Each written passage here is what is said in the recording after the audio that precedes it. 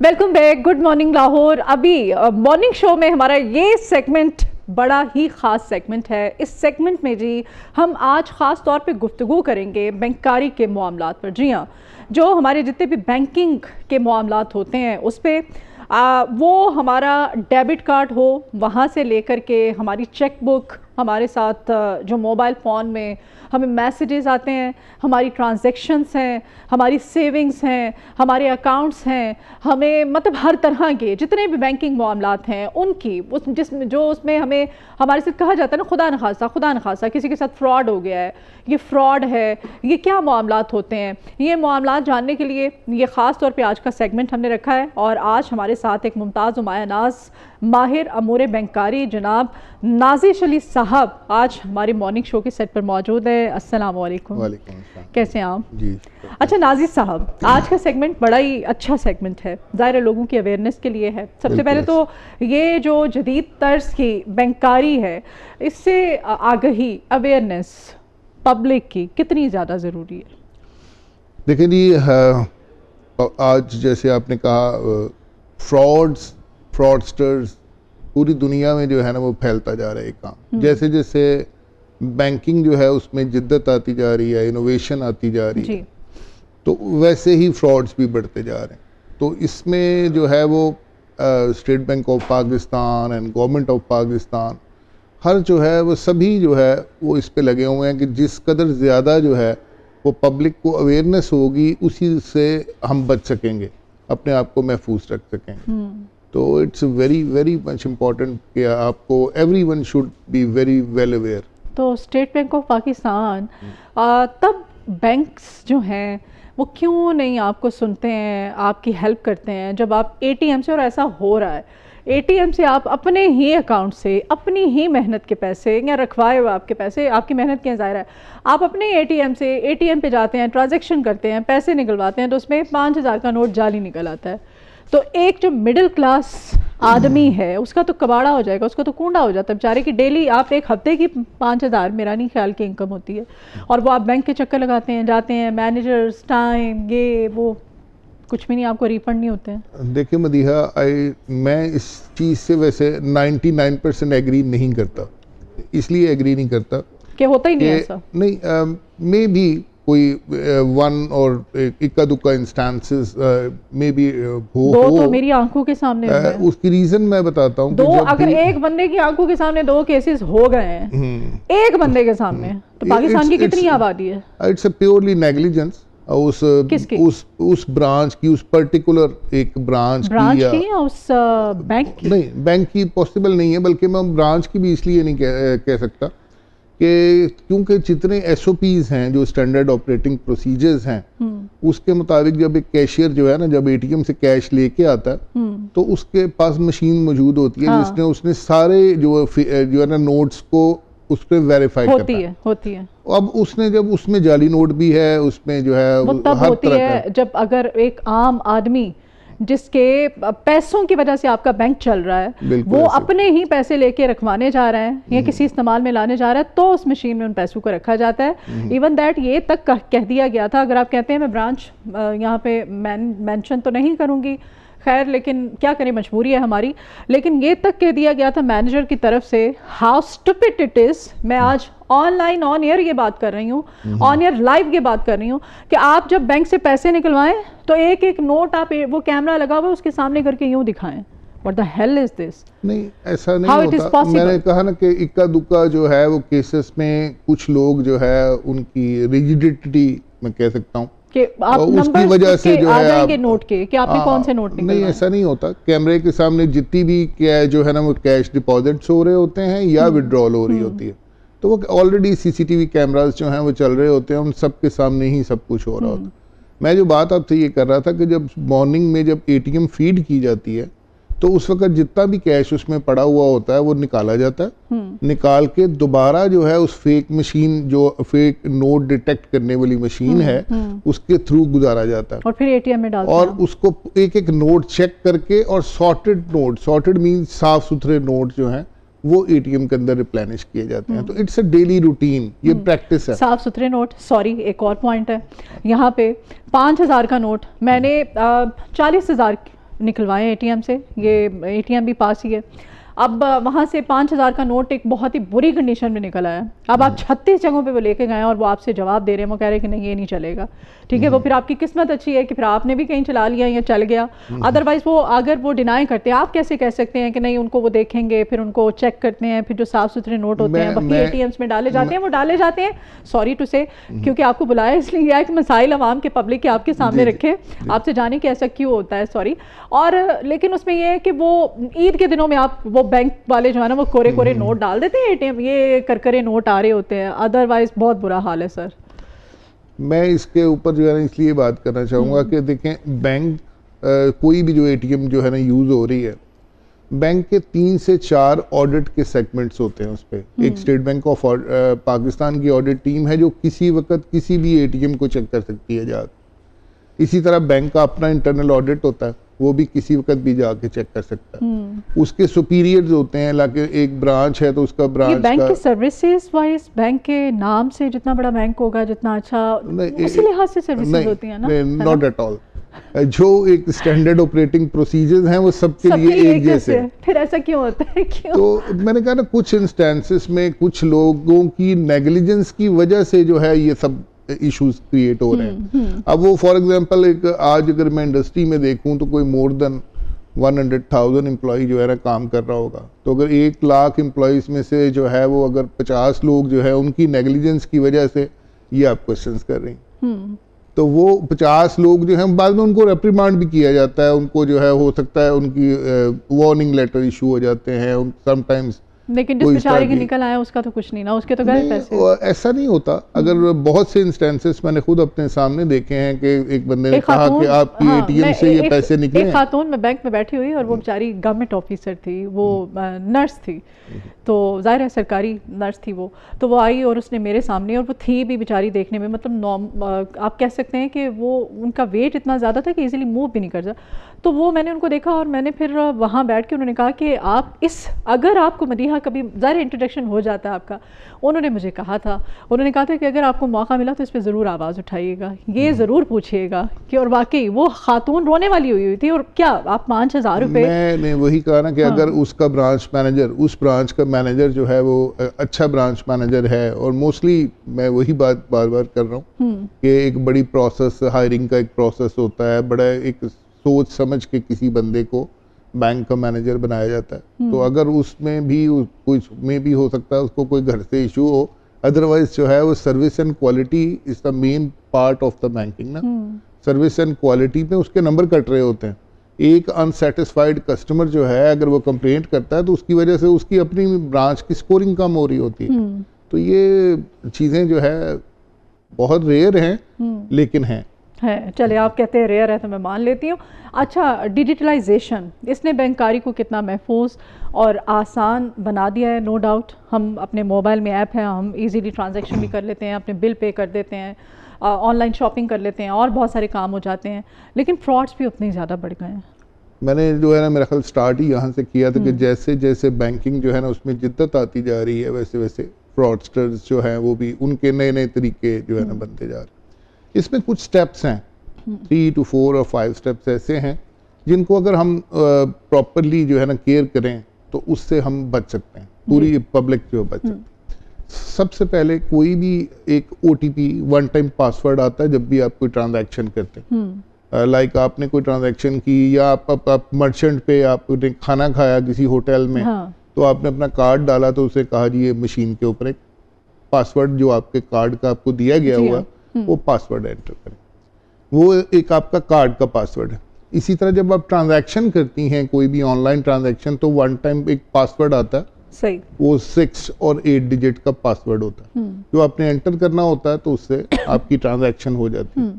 तो सबसे पहले तो ये वो कोई भी बंदा हो, किसी भी सूरत में हो, इवन वो आपका बेटा बन के बात कर रहा है कि जी आज आर्टिफिशियल इंटेलिजेंस से आपकी आवाज़ भी आप आवाज़ चेंज हो जाती है, तो वो अगर कोई भी है तो उसको आपने अपना पासवर्ड शेयर नहीं करना है। सेकेंडली इसके अंदर जो और बहुत इंपॉर्टेंट चीज़ है कि हम व्हाट्सएप, मोस्टली 99% पाकिस्तानी अवाम जो है व्हाट्सएप यूज़ करती है। जी हाँ। व्हाट्सएप पे अगर कोई लिंक आए तो उस लिंक से अपना कोई भी ऐप जो है वो डाउनलोड मत करें। ओके। जब आपको लिंक आता है और आपने अगर ऐप डाउनलोड करनी है, फॉर एग्जांपल आपने अपना माइक्रो फाइनेंस बैंक की ऐप डाउनलोड करनी, तो go to Google store, Google pay, या अगर आपके पास एप्पल है तो हाँ एप्पल जी। स्टोर के ऊपर जाएं और वहां से प्रॉपरली जो है ऐप को डाउनलोड करें। सही। किसी लिंक के थ्रू जो है कोई चीज़ ऐप डाउनलोड ना करें।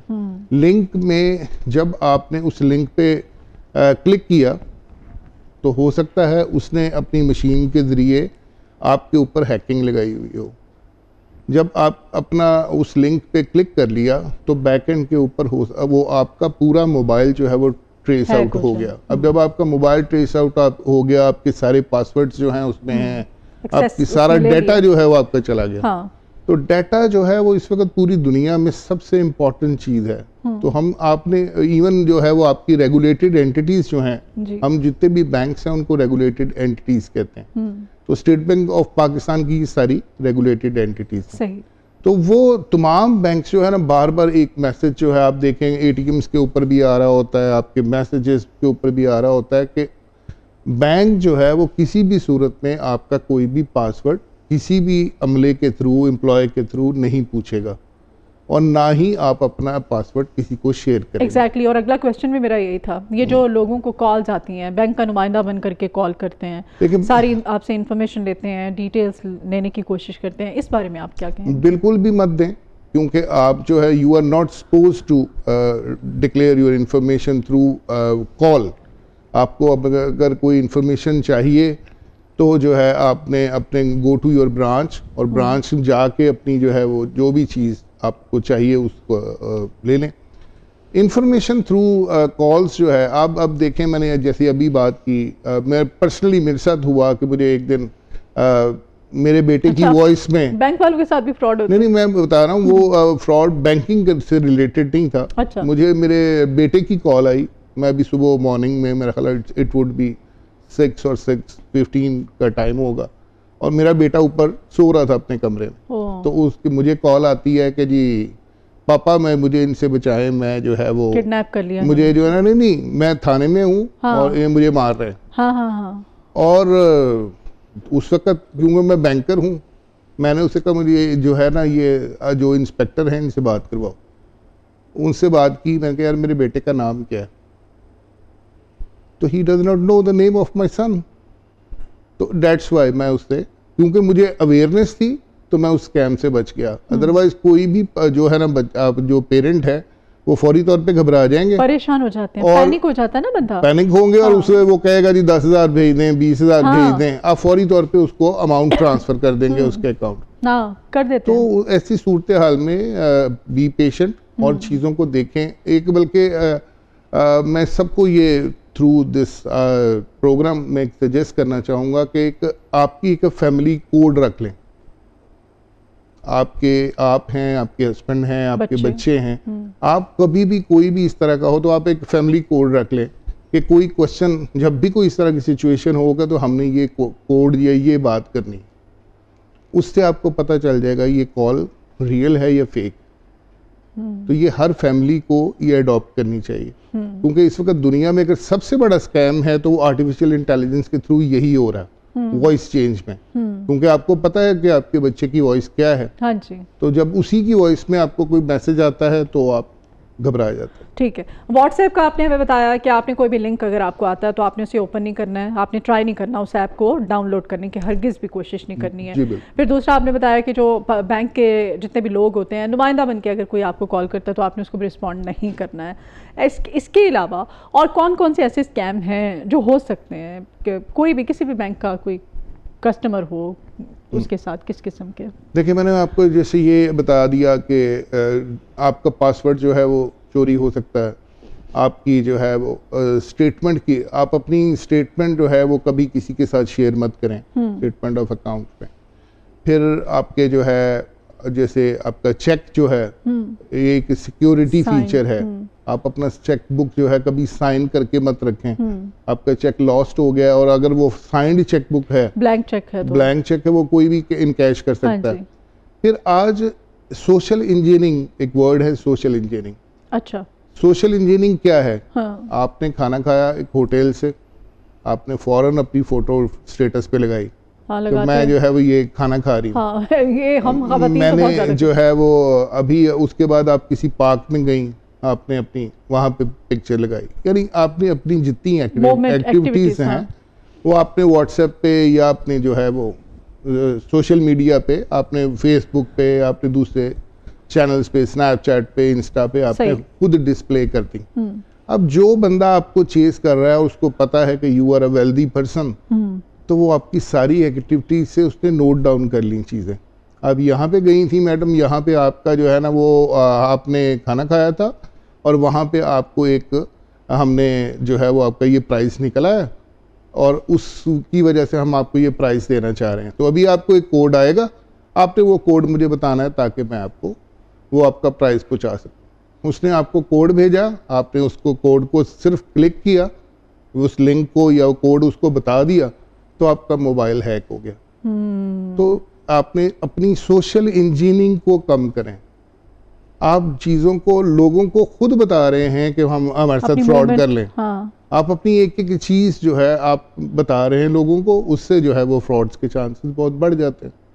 आज फिर दूसरा एक अलमिया हमारे साथ ये है कि दुनिया में किसी कंट्री के अंदर सिम जो है वो एक बहुत ही इंपॉर्टेंट चीज़ है और वो बाकायदा वेरिफिकेशन के साथ, बायोमेट्रिक वेरिफिकेशन के साथ मिलती है।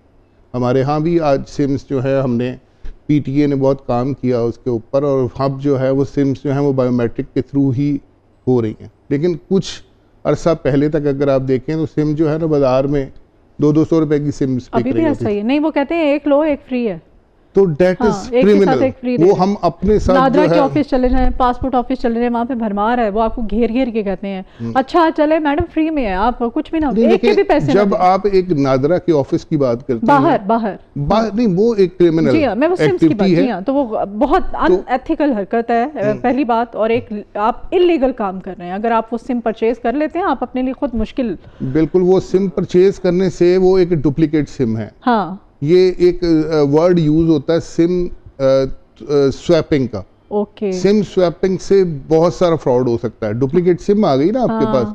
अब एक मैंने खुद एक इसी तरह का एक केस एक बैंक में, मैं उसका नाम नहीं लूँगा, कि मैं सुबह I was branch manager at that time, तो मेरे पास एक कस्टमर आए, उन्होंने कहा मेरे साथ फ्रॉड हो गया, मेरे कोई 70 to 80 लाख जो है मेरे अकाउंट से निकल गए।